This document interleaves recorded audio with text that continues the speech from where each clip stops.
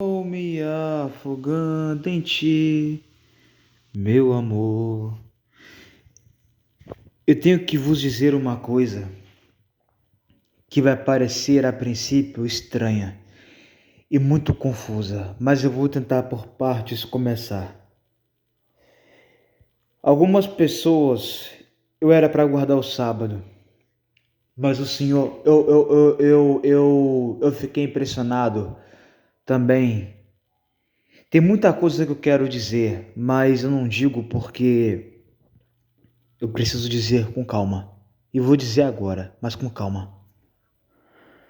Quando eu falo no post do canal assim, eu tenho muitos posts, é importante que as pessoas vejam todos os posts. Eu tenho mais, deve ter uns 20, 40 posts, eu acho.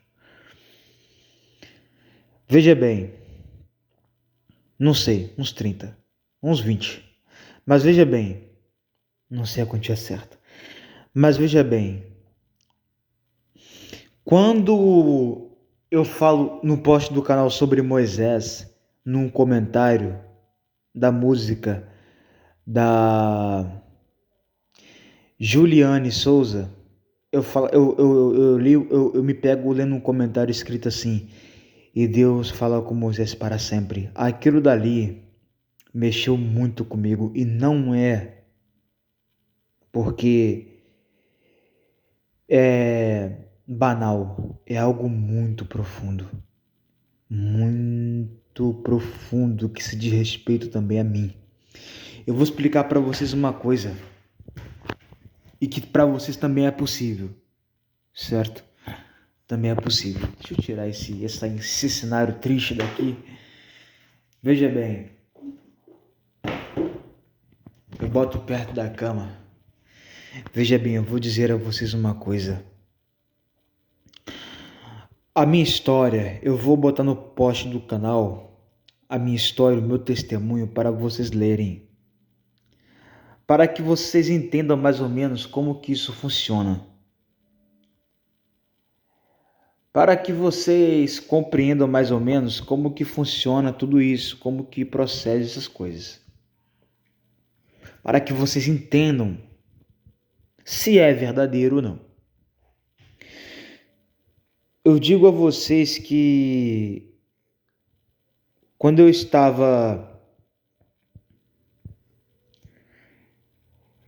orei muito. Não, vou começar por aqui. Primeiro, o juiz investigativo.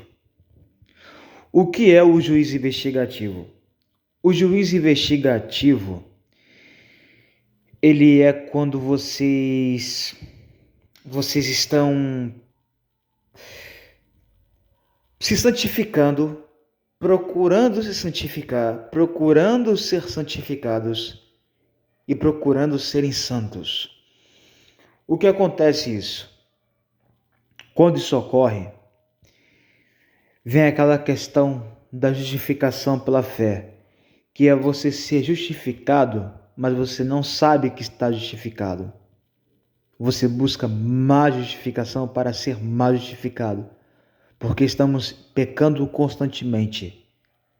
Porém, entretanto, quando isso acontece, nós percebemos que aquela parte da jornada abre-se um caminho para a santificação, que é plenamente a destruição do pecado na pessoa. A pessoa vira santa, santa para santíssima, porque busca a santificação constantemente, não só na oração, não só na leitura, mas na ação. Se esforça e luta contra Satanás na consciência em todo instante.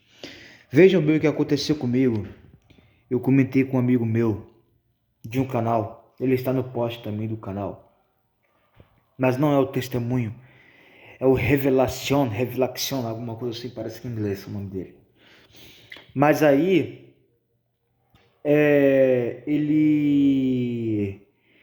eu conversando com ele a respeito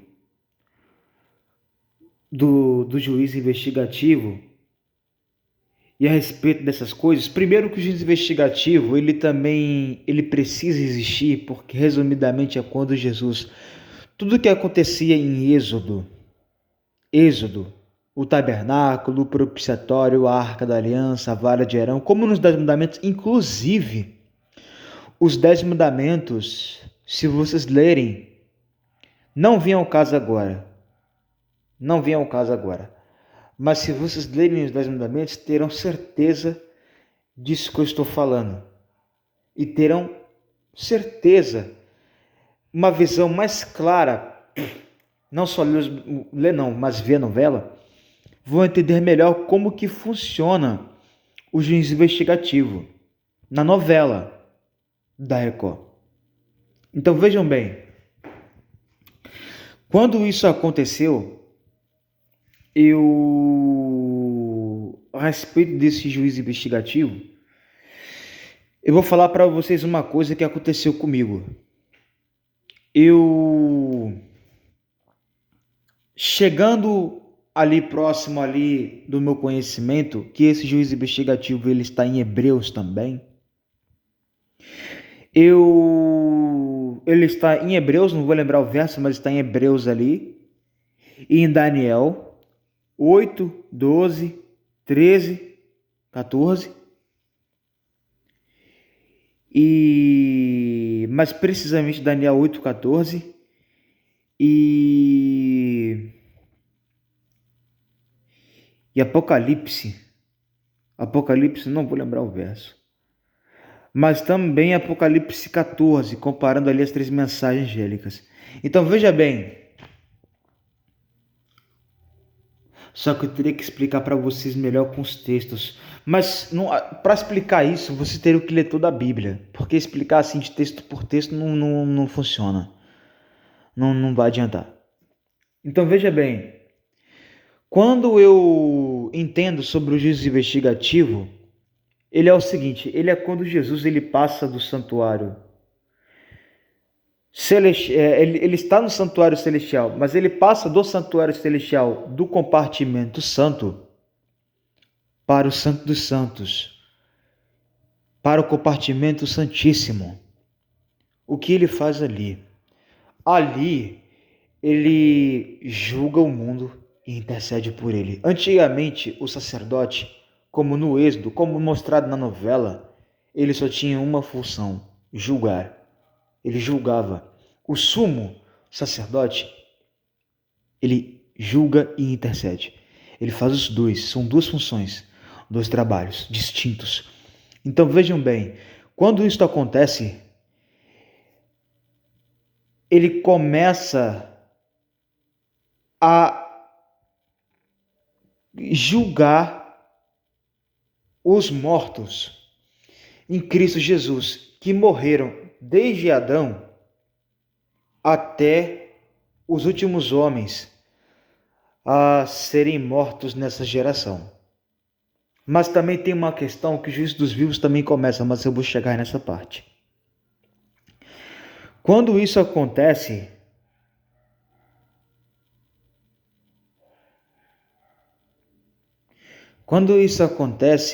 vocês percebem que desde Adão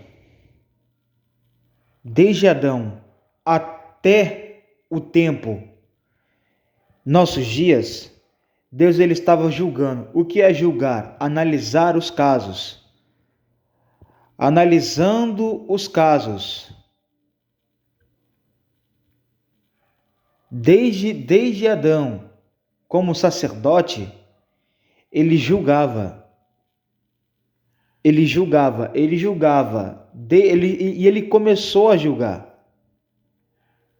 Porque agora, ele como sacerdote, estou explicando a função dele, como sacerdote, ele julga. Mas ele agora, como sumo sacerdote, ele também intercede. Então, ou seja, por que ele intercede? Porque ele está julgando. Mas se ele intercede, é porque está havendo um juízo ao vivo, um juízo presencial, um juízo presente nesse tempo. Então, ou seja, Ele entra no Santo dos Santos, no lugar santíssimo, no compartimento santíssimo da arca do tabernáculo ali, porque ele mesmo, como eu já expliquei nesse canal, ele é o próprio tabernáculo de Deus com os homens, porque ele está presente no santuário. O santuário é todo um conjunto propiciatório, a bacia, a arca da aliança, o candelabro, o véu. Por isso que no Apocalipse fala, eis aí o tabernáculo de Deus com os homens, porque vai ser eterno isso. Começou em Êxodo e vai ser pela eternidade.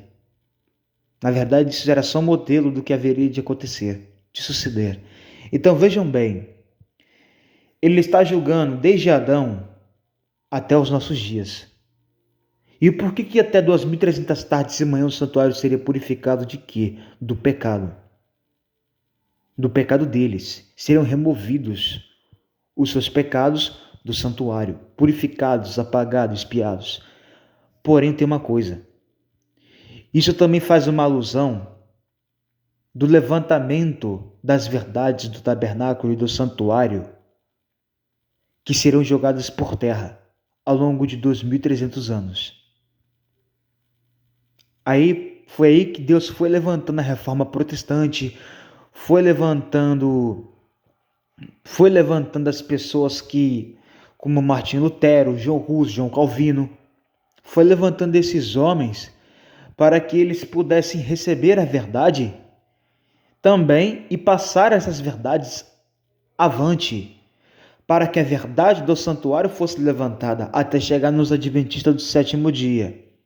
Porque outras igrejas, como a igreja católica e a igreja protestante, era para se manter de pé e eram para se manter associada às verdades que foram dadas àqueles reformadores. Que a reforma protestante, os reformadores, eles são essas igrejas aí hoje.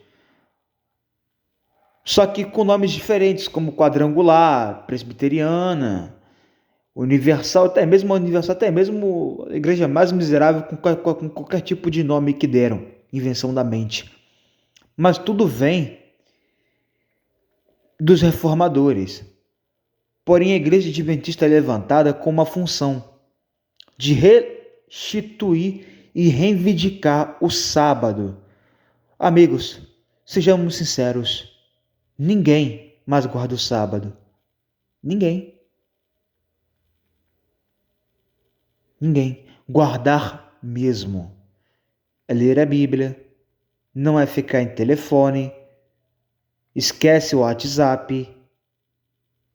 Guardar o sábado hoje não é isso.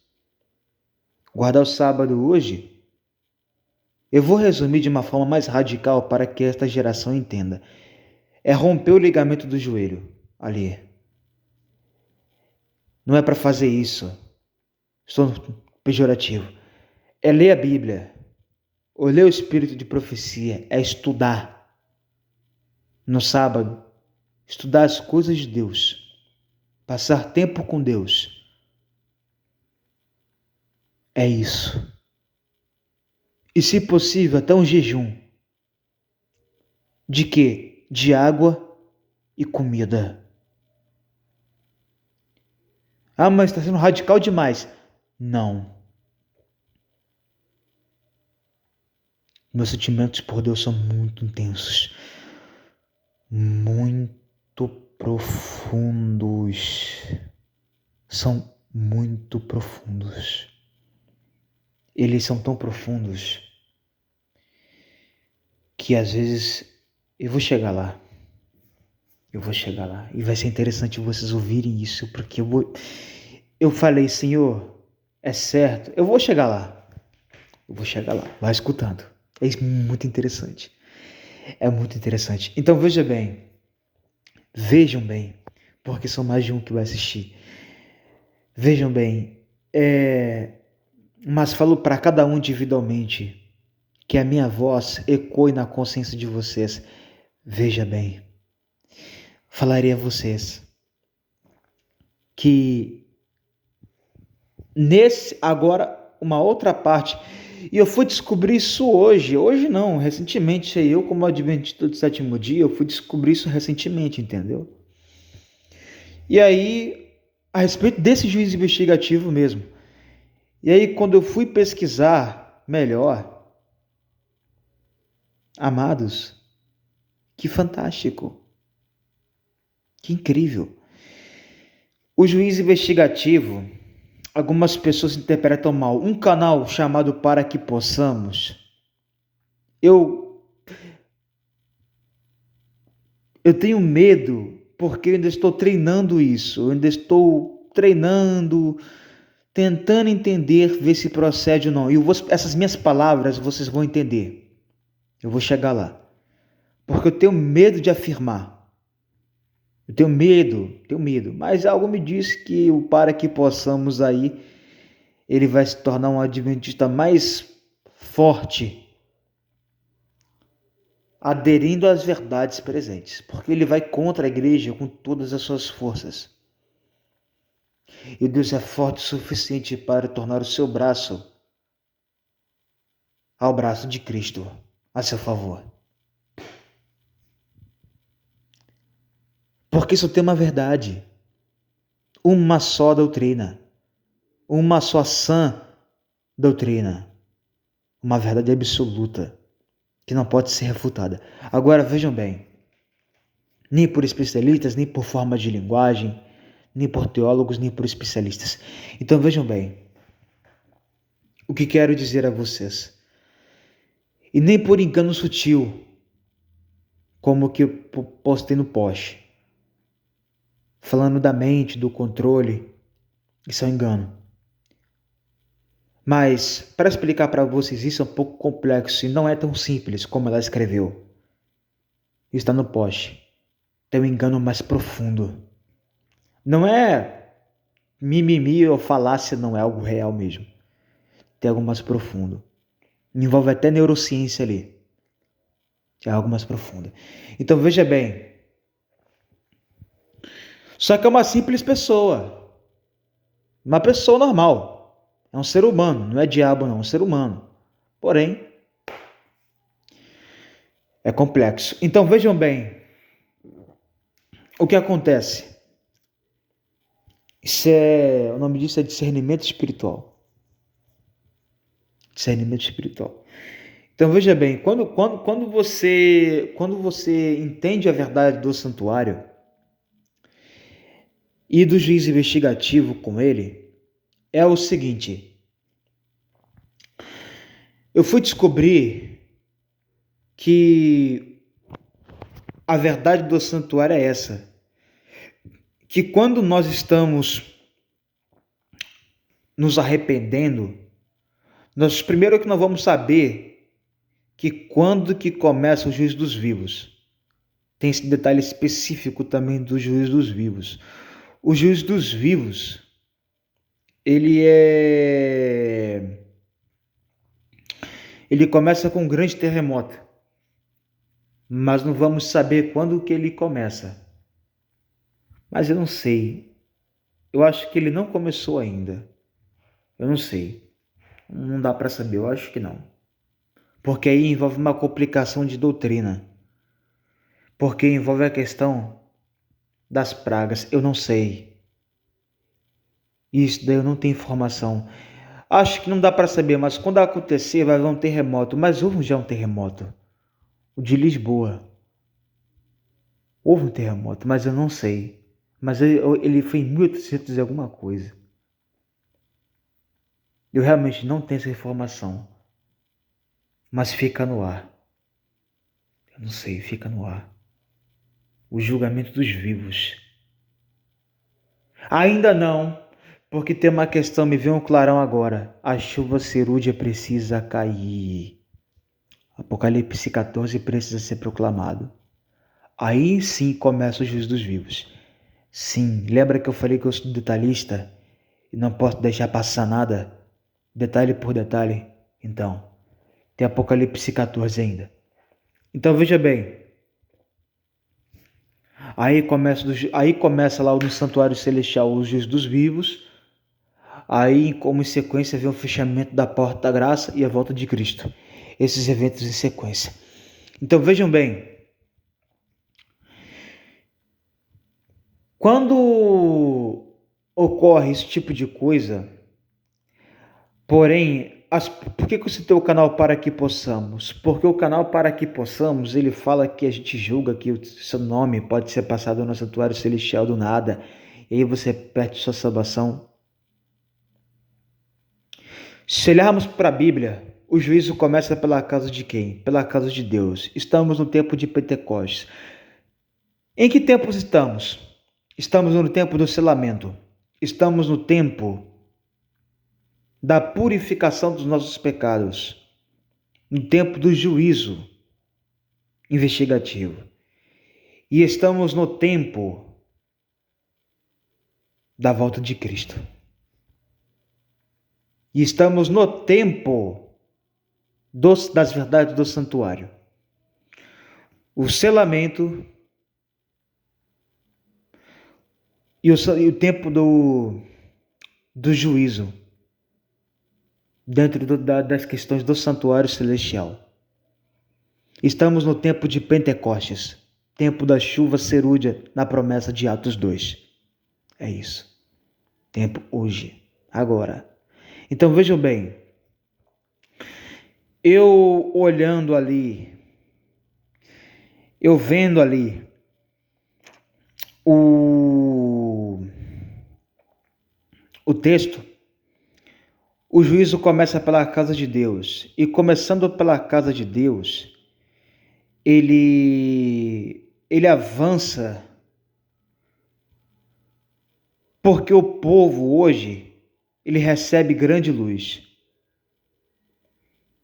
Uma luz tão grande que essa luz, ela é justamente porque o povo sabe demais. Então as pessoas que recebem a verdade presente e não cumprem, o nome dessas pessoas podem passar no santuário celestial e ser achado em falta. Pode ser um adventista, pode ser qualquer outra pessoa, mas geralmente as pessoas que têm muita informação é o povo do advento. Por causa do espírito de profecia, que é o testemunho de Jesus, que é de Apocalipse 19:10. Então, o nome da pessoa é passado lá. Mas agora tem um detalhe. O juízo investigativo também é para que, quando a gente esteja no céu, a gente analise os casos de cada ímpio que se perdeu. O juízo investigativo, ele também é para reivindicar o caráter de Deus perante Satanás, porque o caráter de Deus está manchado no universo. Aí é que entra os 144 mil. Vou falar com vocês uma coisa. A respeito desse juízo, eu digo para vocês que quando eu estava lendo os posts do canal, deste canal aqui, orando a Deus incessantemente e conversando com Deus, alguma coisa me disse no meu corpo, na minha pele, que Deus tinha descido. Jesus Cristo, parece que a forma que eu estou falando é meio estranha, mas que Deus, ele havia descido mesmo. E eu estava ali com as pernas cruzadas. Então Deus, eu sinto uma sensação muito poderosa, estranha. Eu temo até pela minha vida. Claro, eu não vou dizer dessa forma, mas eu não temi pela minha vida, mas eu temi pela minha vida no sentido de se era isso mesmo ou não, a respeito desse juízo. Mas eu fiquei com tanto, espanto, que eu falei, sensação diferente. E aí eu fui passando os posts do canal, fui passando as postagens.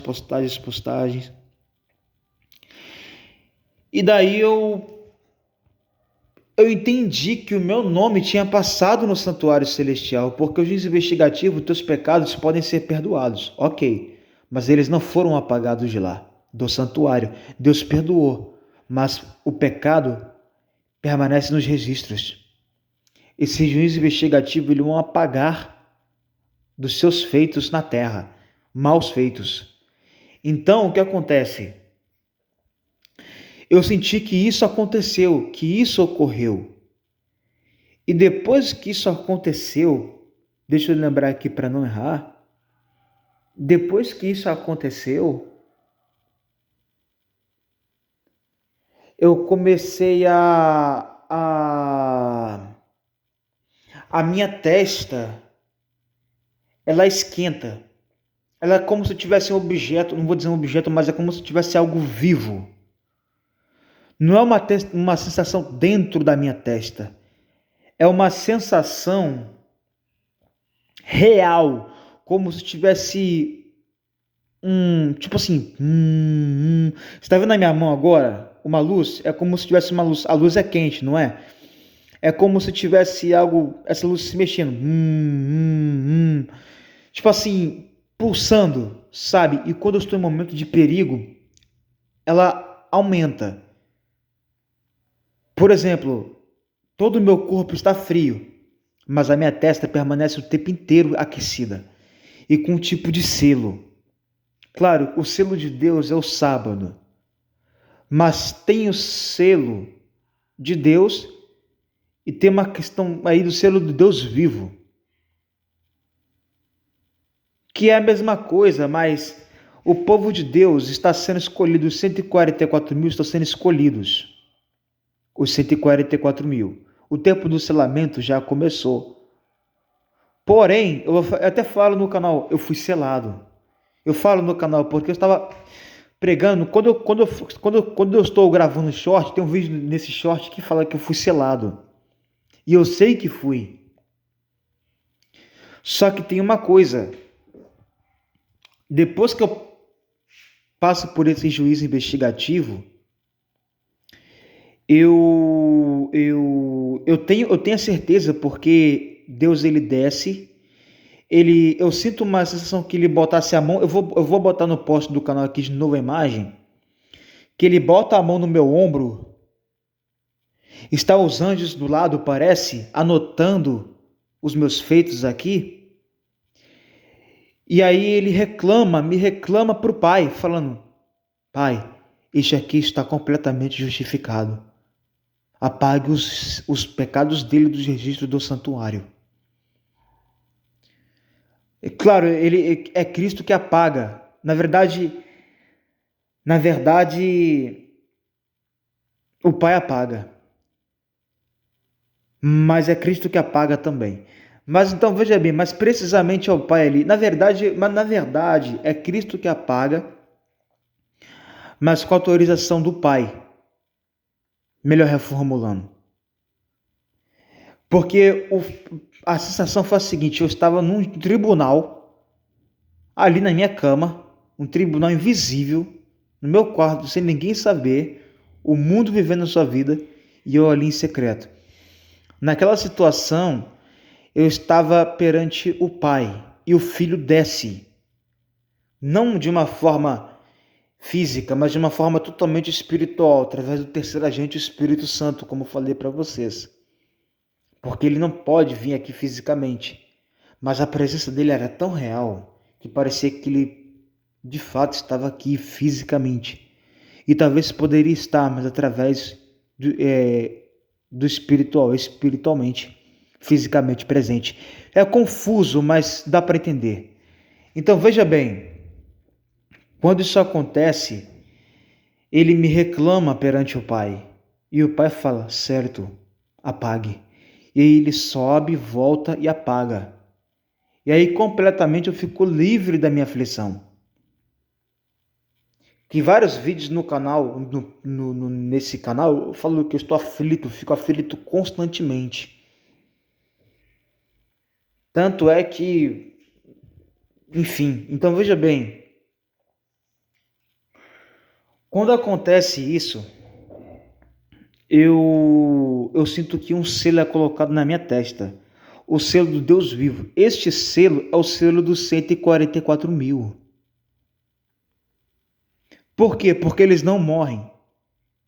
É um selo de proteção. E eu vou também colocar no post aqui um texto que eu recebi de um pastor e procede demais.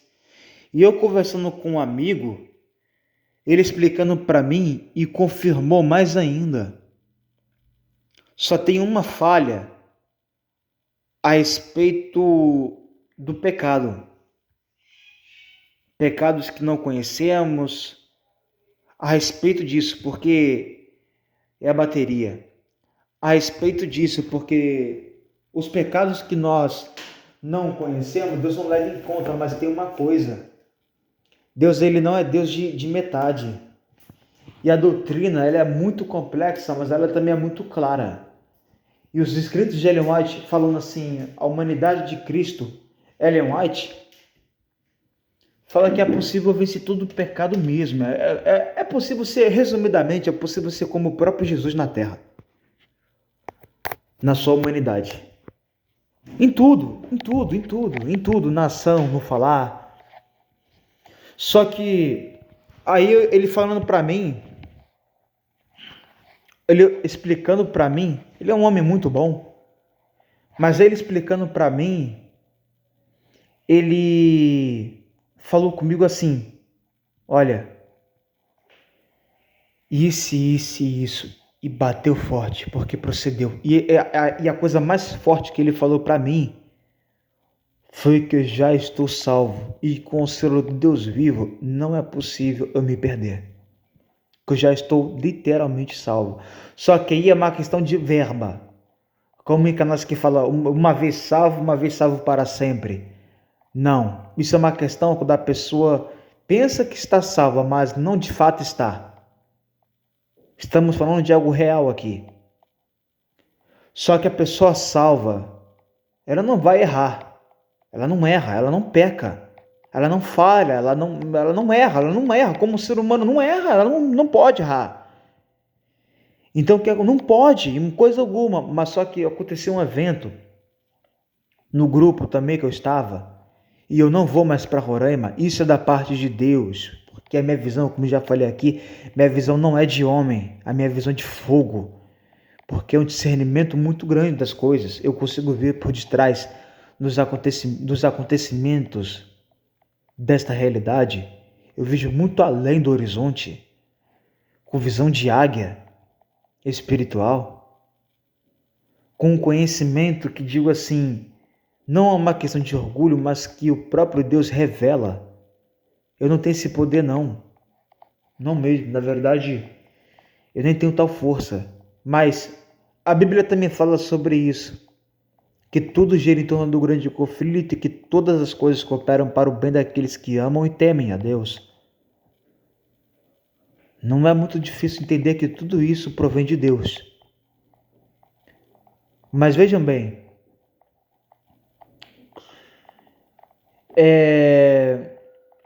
quando acontece isso ali, eu cometo um erro, que é o do grupo, eu cometo uma falha. Mas eu também digo que não vou mudar a minha forma de falar. Por quê? Porque ela tem base, tem um motivo, tem um objetivo, tem que ser daquela maneira. E quando eu falei que o próprio Deus,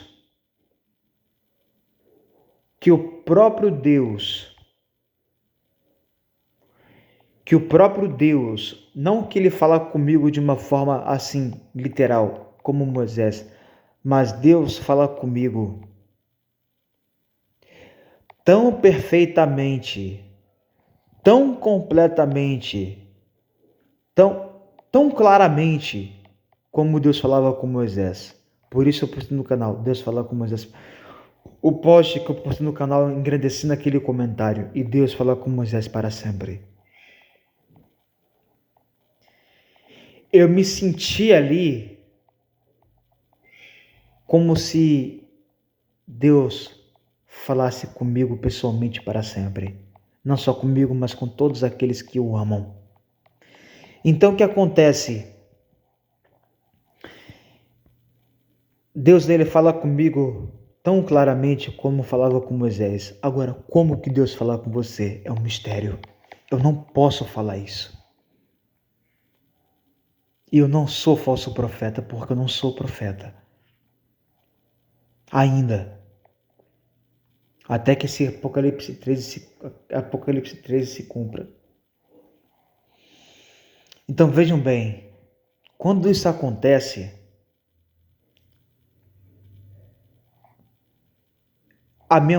o evento que aconteceu, eu me senti sozinho. Eu me senti abandonado. A minha angústia ela foi tão grande pelas mensagens que eu li, a mensagem que foi dada. Eu até falei, eu me senti traído. Eu me senti traído. E sabe o que aconteceu? O que mais me doeu? Eu saí como se eu fosse louco, amalucado. Aquilo dali foi que me pegou mais ainda. Foi que me doeu mais ainda. E aí eu vou falar.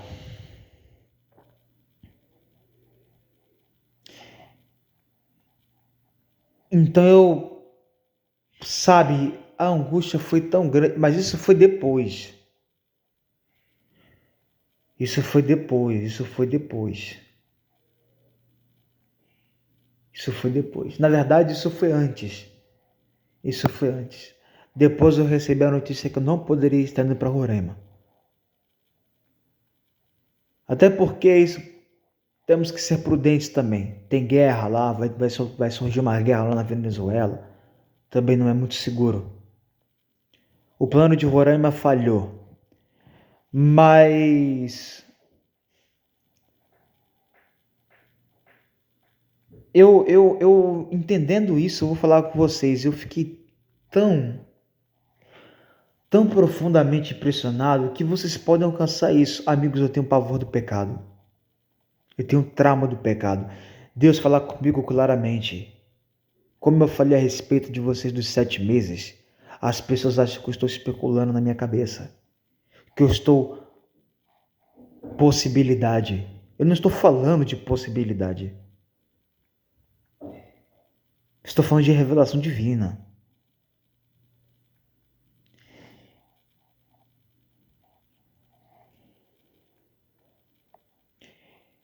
E eu não sou profeta. Eu só falo com Deus. Como não ter certeza que é Deus não é outro espírito?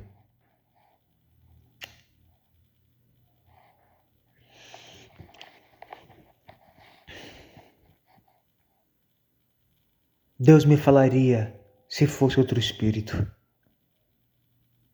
Amigos, é profundo o que eu disse aqui. Até hoje me dói. Até hoje me dói. Especialistas de mentes. Jesus era considerado doido. Noé foi considerado fanático. Isso é um tipo de torpor. A Matrix. Eu realmente não sei se existe pessoa doida nesse mundo. Eu tenho minhas dúvidas. Em perfeito juízo, eu tenho minhas dúvidas. Não há. Então vou dizer a vocês.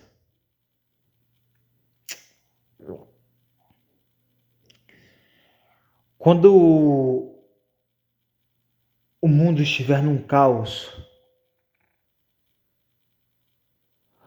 vocês vão entender tudo isso que eu estou falando. Isso é o juízo investigativo detalhado. Vejam todos esses 40 minutos. Lembra quando eu falo, eu não testifico de mim mesmo, amigos, eu tenho pavor do pecado. Eu tenho pavor. Não, mas se aparecer uma mulher, se aparecer dinheiro, E se você ficar doente, pegar lepra, câncer, cirrose, tem o trauma do pecado. Ponto final. Abomino. Odeio o pecado.